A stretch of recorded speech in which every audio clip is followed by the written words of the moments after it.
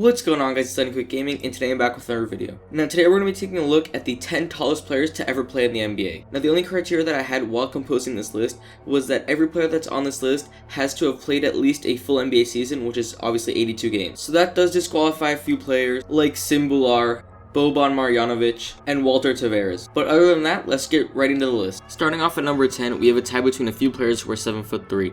Now we're going to split this up into two spots, so this is going to cover the 10 spot as well as the 9 spot.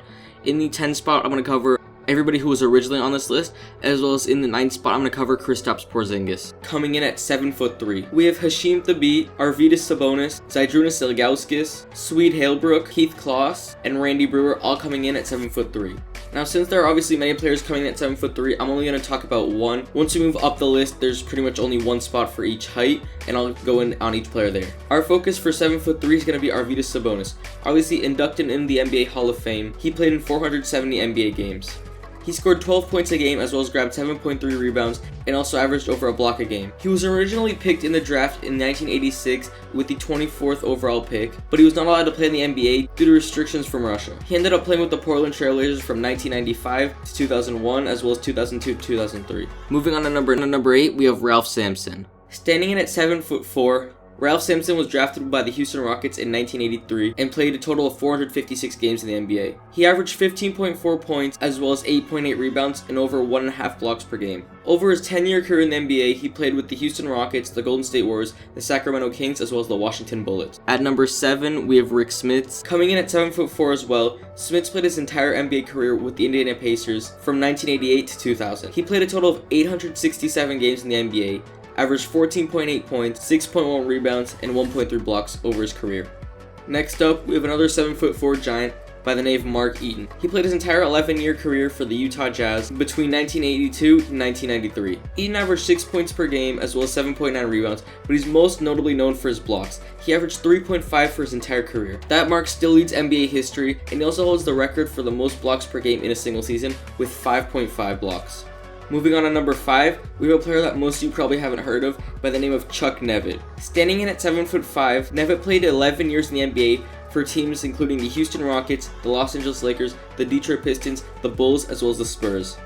He played in 155 games, averaged 1.6 points per game and 1.5 rebounds per game, as well as under a block per game, so nothing really impressive at all, but he is the tallest player to win a championship in the NBA. Moving on to number 4, we have another Hall of Famer. Standing at 7'6", we have Yao Ming. He played his entire 9-year career for the Houston Rockets and averaged 19 points per game, as well as 9.3 rebounds and almost 2 blocks. He is the tallest player to play in at least one All-Star game, as well as the tallest player in the NBA Hall of Fame. Number 3, Shawn Bradley. Standing in at 7'6" as well, Bradley played 12 years in the NBA for 3 teams, including the Philadelphia 76ers, the New Jersey Nets, as well as the Dallas Mavericks. He played in 832 NBA games and averaged 8.1 points, 6.7 rebounds, as well as 2.5 blocks per game. Number 2, Manute Bol.